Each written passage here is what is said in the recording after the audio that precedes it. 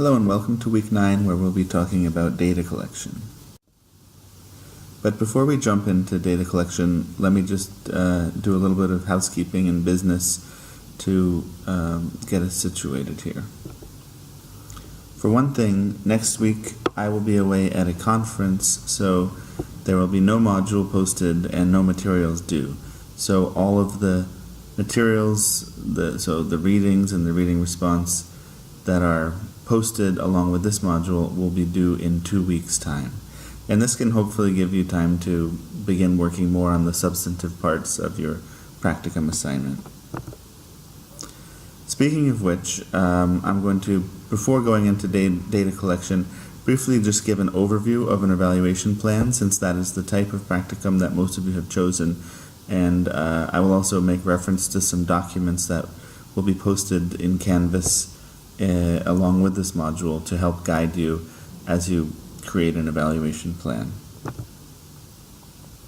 Then we're going to think outside the box a little bit and discuss some various approaches to collecting data beyond just surveys.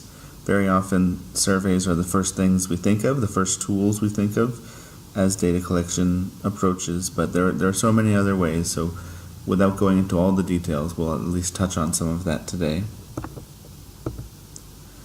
Then we're going to very briefly just cover mixed methods, just scratching the surface really. There's an entire separate course on mixed methods, which is often offered online from the EDRE department, and if you're interested in mixed methods, I highly suggest taking that course.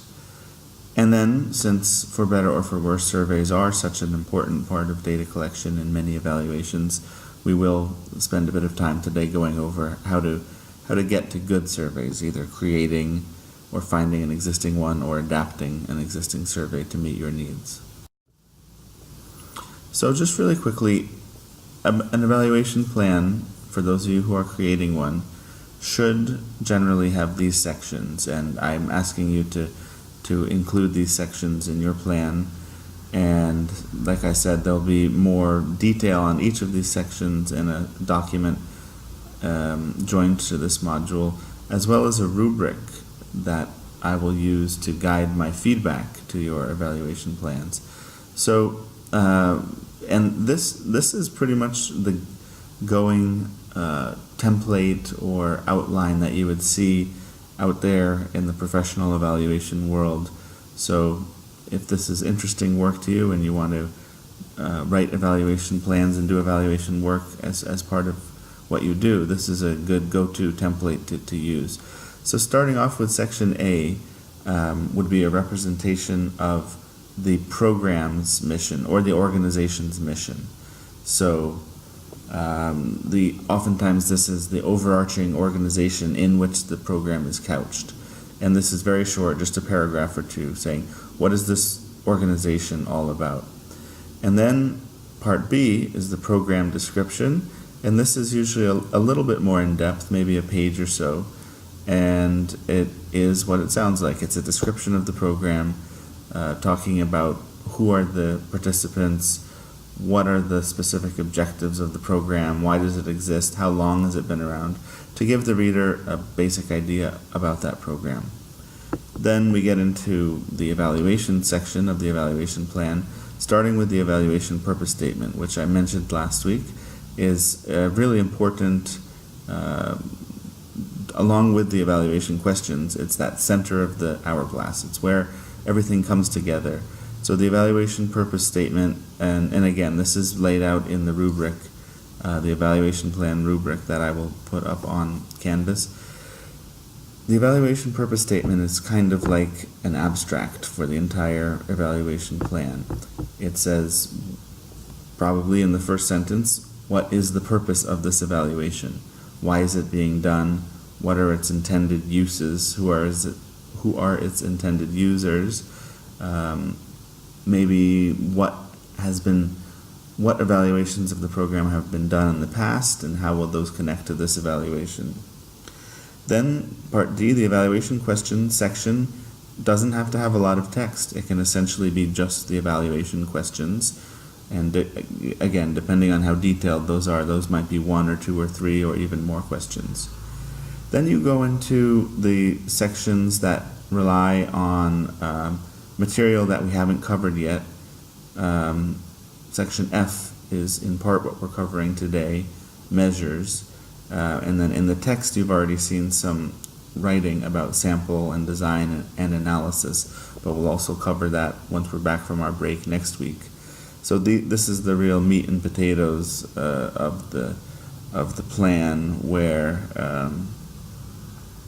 the how-to section really comes out to see what is it that you're actually going to do, who are you going to collect data from, using what tools, in what relationship to the program, is it before, is it after, is it during, and then how are you going to analyze those data in order to then report out on some conclusions. So all of those sections again are described in further detail. I just wanted to provide this overview or template or outline for an evaluation plan, and that I suggest you use if you're doing an evaluation plan for your practicum project. So this is a snapshot of that evaluation plan feedback form or rubric, which I mentioned, and within it, it contains a lot of detailed information on each section, the mission, the description, the purpose statement, etc. So this will be up and available for you to use, and I suggest that you use it as a guiding document as you prepare your evaluation plans. Okay, so we've just finished working on getting to good evaluation questions. And I talked about how important those evaluation questions are for everything that follows. Well, the first thing to really follow from your stage at which you develop the good evaluation questions is to try to figure out how you're going to gather data that will then serve to respond to or to answer those evaluation questions. So this table is pretty helpful. The columns do sort of blend into each other a little bit, so don't panic or worry or get stressed out if you feel like you're writing the same thing, say in how it's defined and what does it look like. There are subtle differences, but if the differences fade away a little bit, it doesn't really matter that much. The main point of this table is to help you take that EQ. Obviously you'll need if you're actually filling out this table, you'll need a bigger cell than just that one small cell under EQ, because you'll actually write your entire evaluation question there. How to get from that question to a plan for measuring it or observing it or collecting data on it in some way. So for each EQ, there's at least one construct or variable, as we talked about last week, the key idea, the basic concept that is at the heart of that question. Most EQs have at least 2, so in that case you could repeat the EQ twice, or just leave the second row blank in the EQ column and write the construct, write the first construct in the first row, the second construct in the second row, because it is likely or expected that each construct will need its own data collection approach, or at least data. You need to pay attention to how you're going to get data on each construct.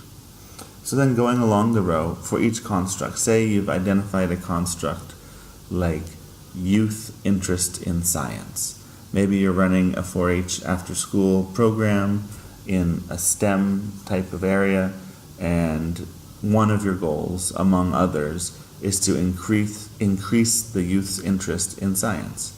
So maybe you came up with an evaluation question like, after participating in the program, do youth display interest in science, or are youth interested in science?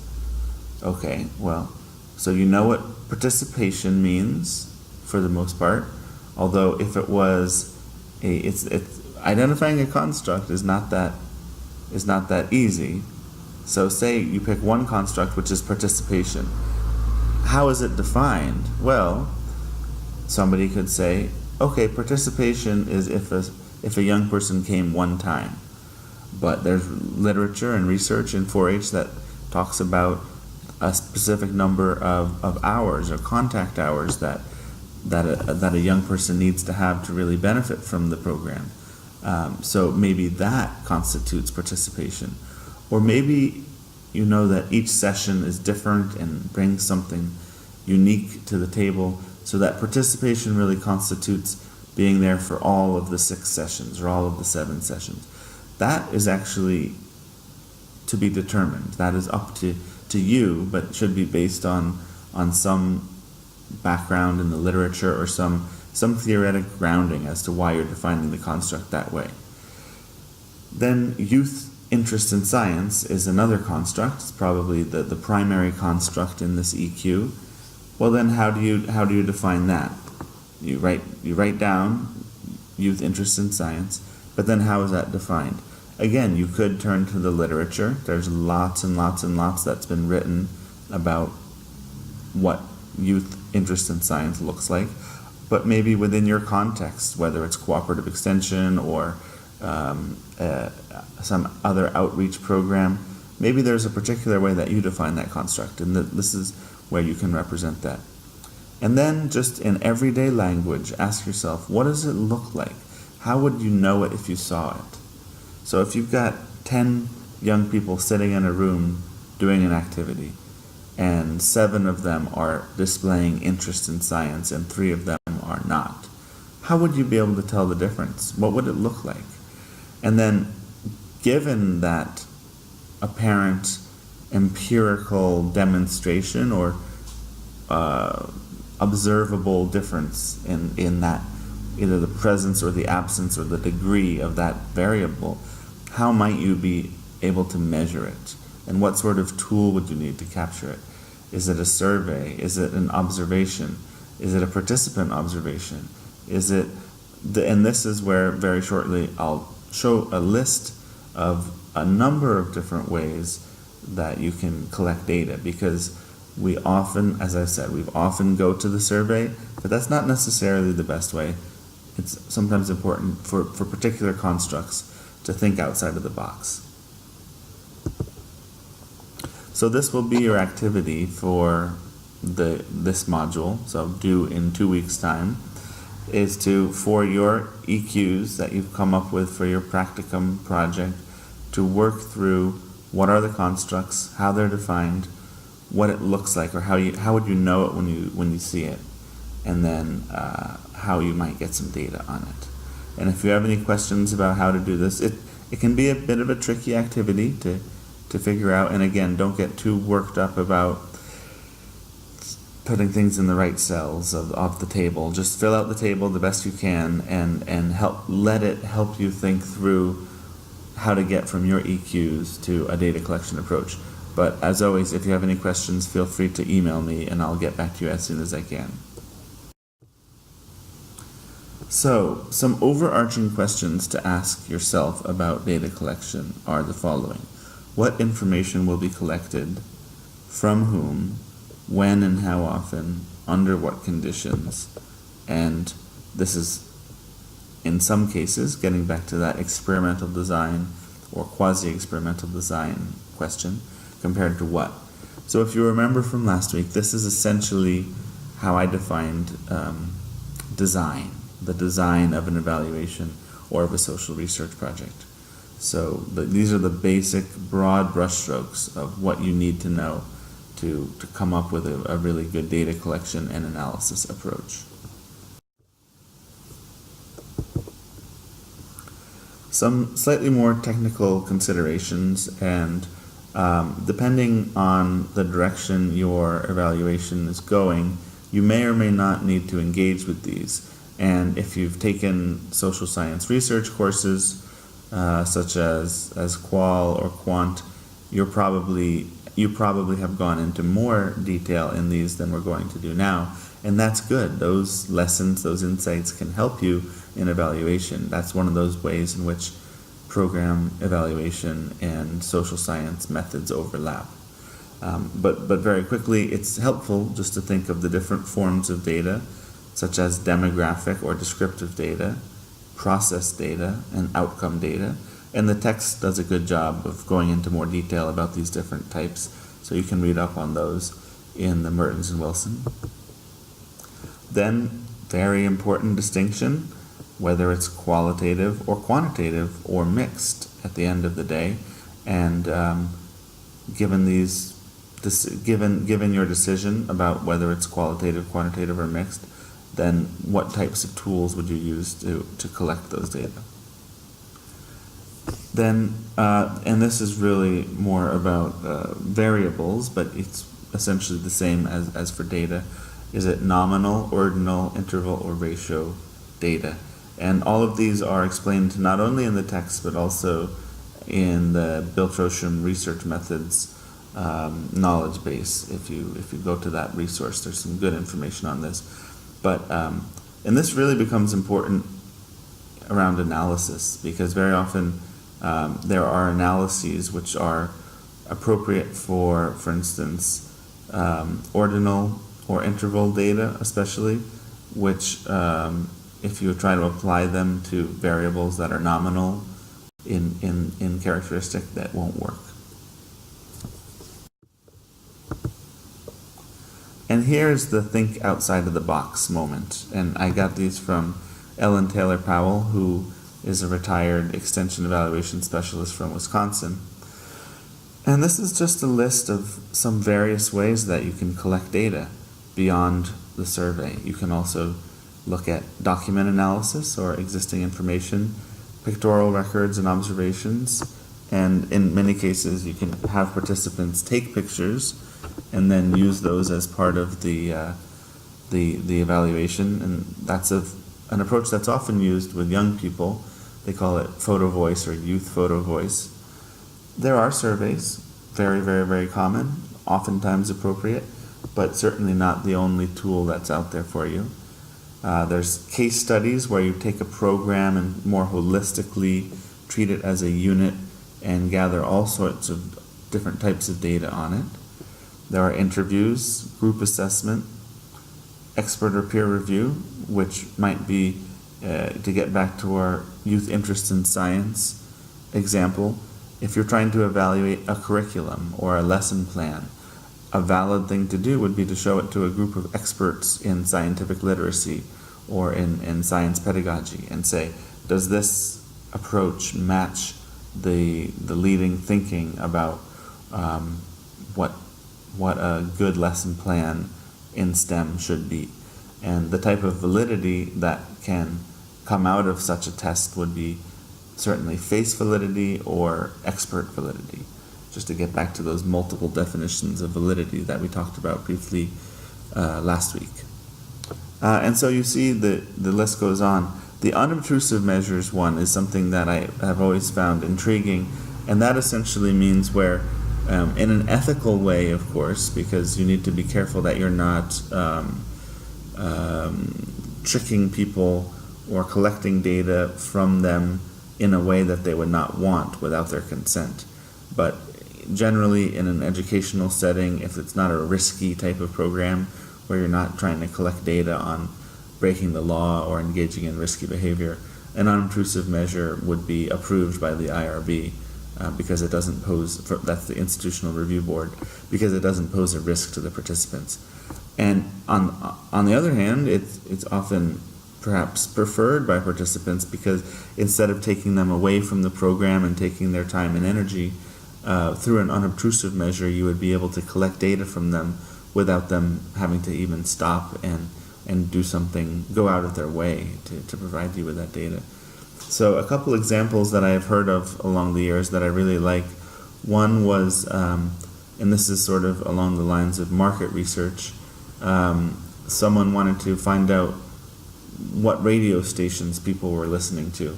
So you could have conducted a survey or a phone interview or something that would be rather time intensive and resource intensive, but instead of doing that, they just provided, they came up with a simple checklist, put it on a clipboard and provided it to mechanics, local car mechanics. And then every time a car came into the shop, they would ask the mechanics to just write down what radio station the radio was set to.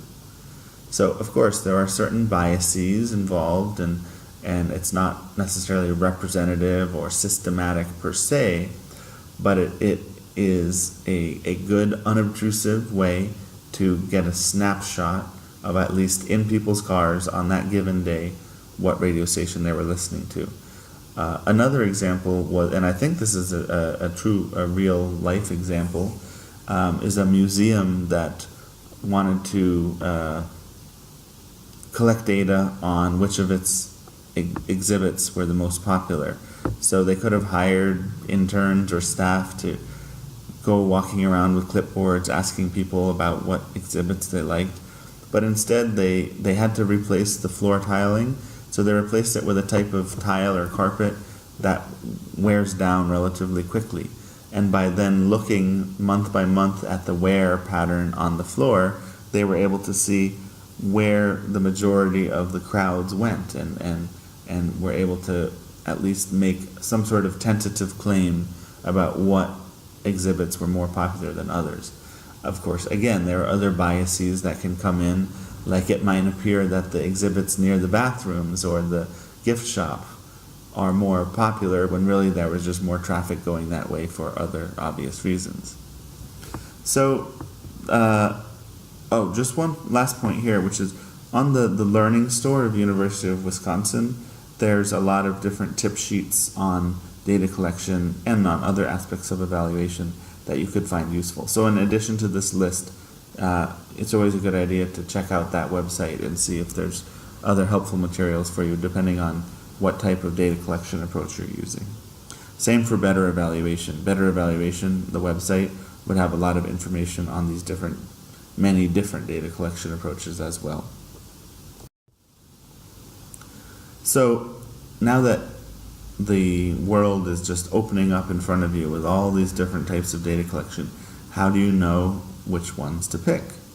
So here is a sort of a checklist that you can go through to try to figure out what tool to use. The first one is kind of generic. It's kind of what we're trying to answer in general. The second one is to remind you about the life cycle. Does this tool fit well with where the program is in its stage of development? Is the tool appropriate for the sample group? I heard a real life evaluation story about an environmental education program which took place outside, and the researcher who was charged with doing evaluation of the project wanted the young people to complete a 12-page survey after the program as a post-survey, pencil and paper survey. Now they might be outside, they might be cold, it might be windy, and they want them to be flipping through these multiple pages trying to focus on the answers. To me, that tool was not appropriate for the sample group and the context at that given time, which goes to speak to this next point, the program setting. Will the results be usable and credible and accurate? Is it feasible? Does it have strategic value? Then, with any tool, it is important to think about criteria of quality. Is the tool valid and reliable? This is easy to define or ascertain when you're talking about surveys, much less easy to do for more out-of-the-box types of approaches like unobtrusive measures or participant observation, but it can be done. It's not the same. So validity and reliability for a survey are very procedural. There's a technical set of procedures that you can follow or you can read in a journal article to know whether your tool is high quality or not. With those other types of tools, it's not as cut and dried, but you can still try to make some sort of claim about whether it's a high quality approach or not. Then it is very important to pilot test the measure, the tool. No matter what the tool is, the data collection tool, it's important before actually using it on your population to collect info, it's important to test it out. So here are some steps on how to do a pilot test.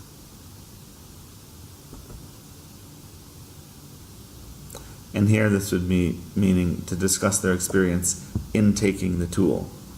So if you were pilot testing the 12-page survey in the forest after the environmental education program, you go out and actually really try it, like real life, and then ask the kids, what was it like filling out the survey? And they'll say, well, it was hard to focus on because it kept blowing away.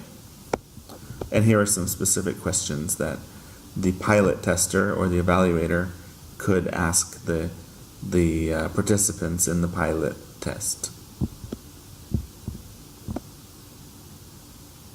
And as the participants are answering this, you can jot down notes and then hopefully be able to improve your data collection tool based on their feedback. So mixed methods, again, I said we're only going to touch on it very quickly. A few points here. One is that it is an increasingly popular approach to both evaluation and social research.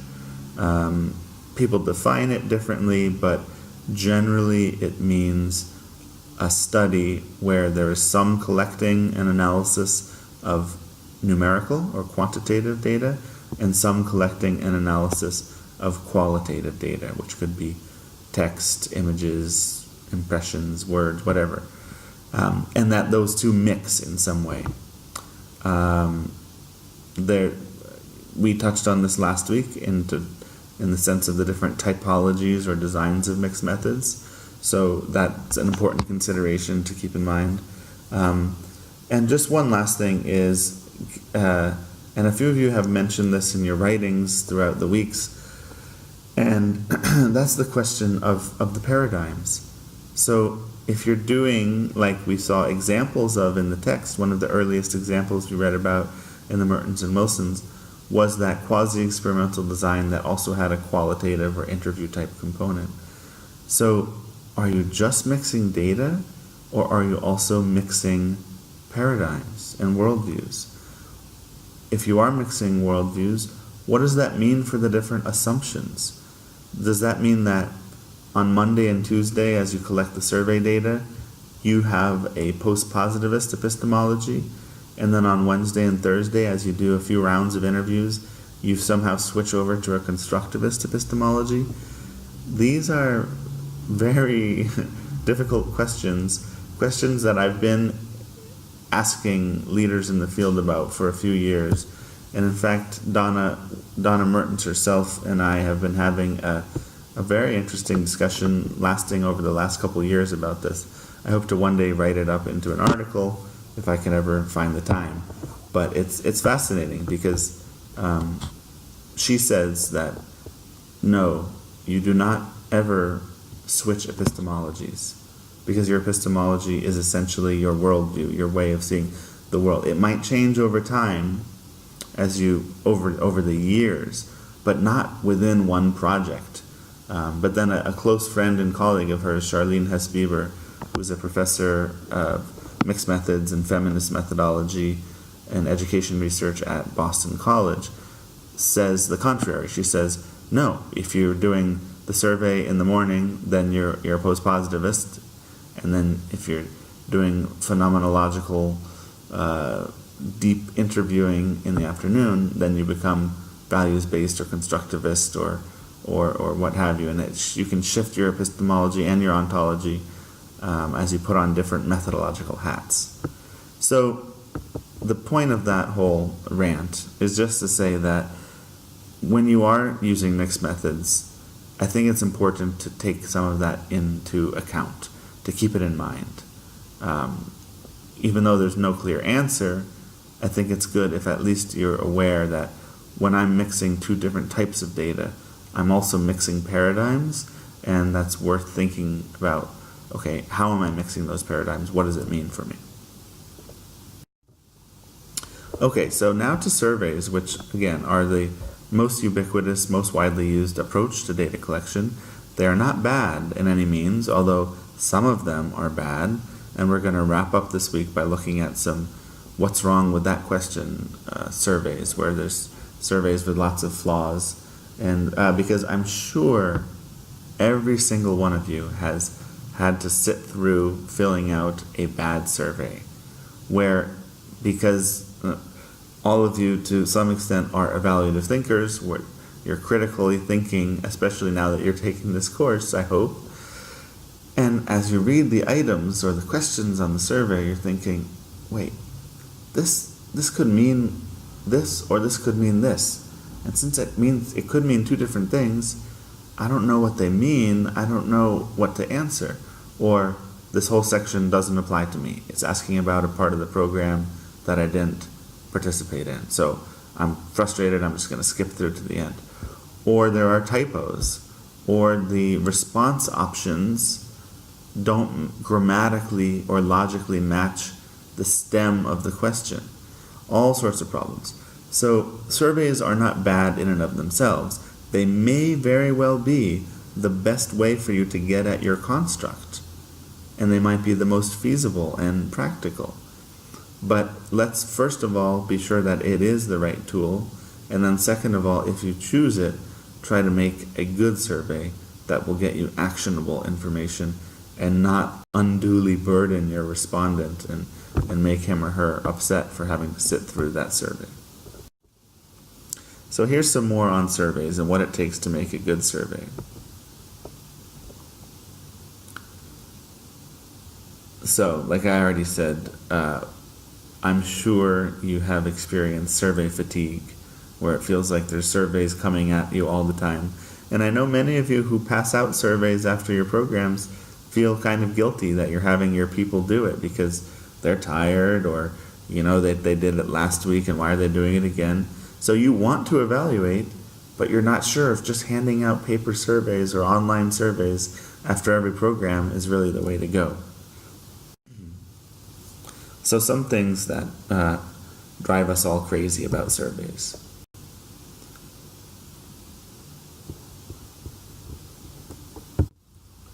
Probably all of these issues are ones that you've seen yourself at one point or another. And probably, to be honest, these are things that we've all been guilty of in our own surveys over the years.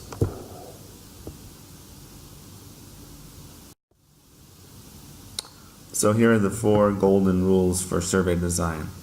Respect the person filling it out.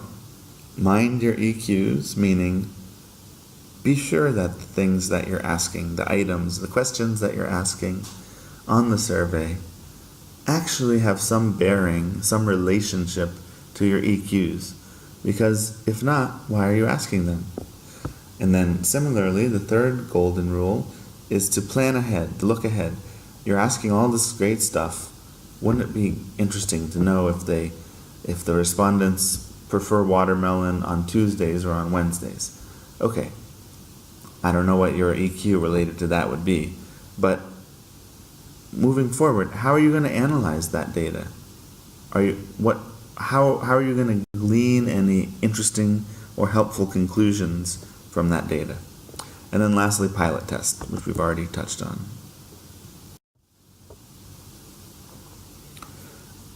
To break down some of these categories, respecting a respondent looks like this: using clear, well-worded questions without too much jargon, indicating what type of response you're looking for, like if you want someone to write an essay, or a short answer, or bullet points, or circle something, or check something. Feel free to tell them that and ask them that.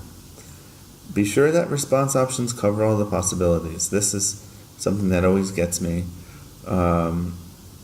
Maybe you're offering people a range and you start with 1, but for some people 0 would be an appropriate answer. Then they can't answer that question because 0 is not an option, and they get frustrated and skip the question and move on, and then that's not so good. Try to put yourself in their shoes and think about diversity. So even and this can be a sensitive issue for some, but especially the ways that we ask demographic information. This touches on the bottom couple of points here too. Be culturally thoughtful and sensitive about what could be sensitive. What categories you put on a survey about race, gender, ethnicity, things like that. oftentimes these sections can get very long and drawn out, and oftentimes you cut and paste from other surveys, but stop and think why you're asking that info, and are you asking it in a way that is apt for your group. So definitely, especially in terms of diversity, a lot to think about there. One example would be actually, my wife is African, and many surveys don't say Black or African American, they just say African American. And if she doesn't identify as African American per se, so then she says, I can't check any boxes here. So that's just one example. And all of this is not just semantics, it's about getting you high quality data that you can use. So this, I already mentioned, but here's a little bit more detail about it. I think to be really thorough, you should, if you take a survey, you should be able to go through with a highlighter or a pen, and for each item, write down in the margin which one of your EQs, your evaluation questions, is this question going to help you answer. And if you have even one question that doesn't map onto one of your EQs, you have to seriously ask yourself, why are you putting it on the survey? What is it going to help you answer? And then lastly, think about how they're phrased. If you want to know about people's perceptions of the program, and you're asking a question, did you like the program? People are going to say yes or no, probably. They might say maybe or I don't know. But they're not going to tell you their perceptions of the program. So, other than just that very basic yes or no. So be sure the items, the questions in the survey are phrased in a way that will really help you respond to your EQs. Again, for the purposes of getting high quality, useful, credible data. Then this is a little bit more detail on that third golden rule about the types of data you'll get and how you're going to analyze them.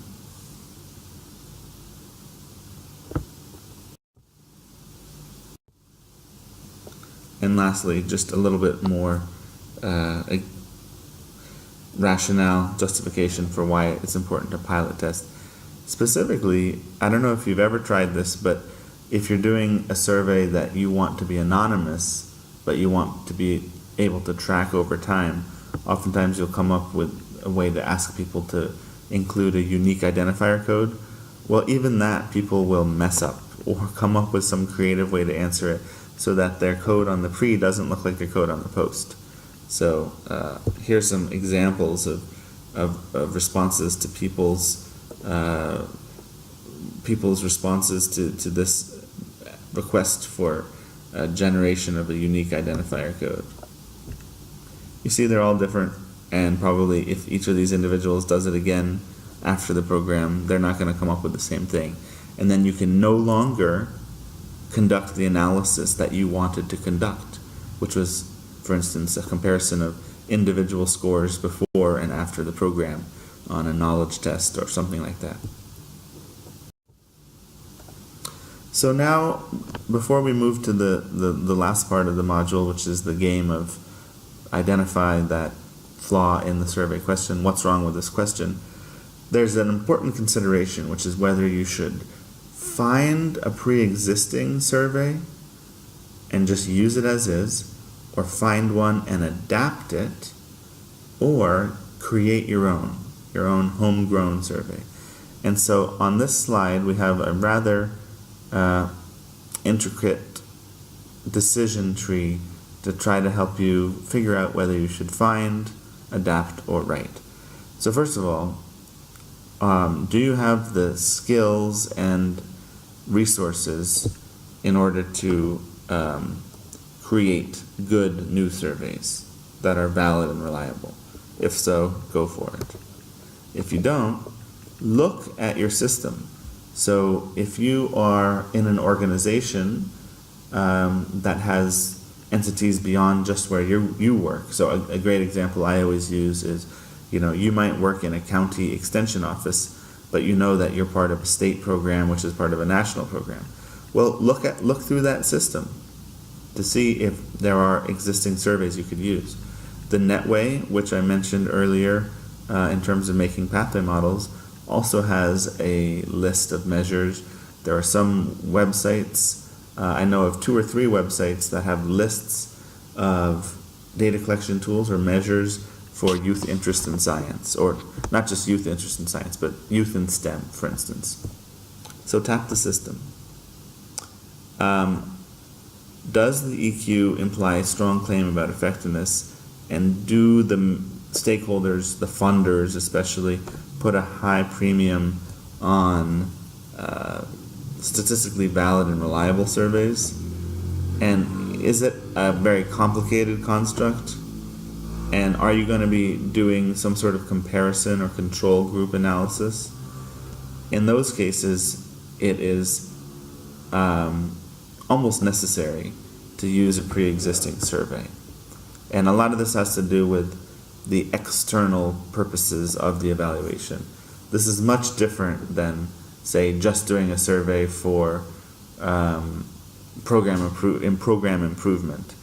But if any of these conditions are true, then it's important to look to the system to find something that's already been developed that gets at your construct.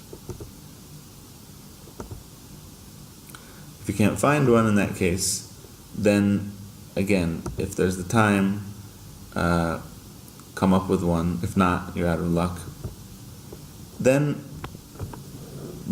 probably the most frequent solution is to find something that's established, but then adapt it to your context. So maybe you found a survey, but it was 12 pages long, and you know that's not going to work. Just find the section that gets at, oftentimes they're broken up into subsections, so if you just take one section, you can no longer say that is a valid survey, because what was valid was the whole kit and caboodle, the whole thing. But at the very least, you know that these questions were well thought through, they were researched, so you could take the first section and the last section and leave the middle sections to make it adapted to your context. So here's just another way to help you weigh the trade-offs between the find, modify, and create your own decision in coming up with. Again, this pertains pretty much just to surveys, not to other data collection tools. So one example of finding surveys in the system would be the 4-H common measures, and there's examples of this much beyond cooperative extension as well.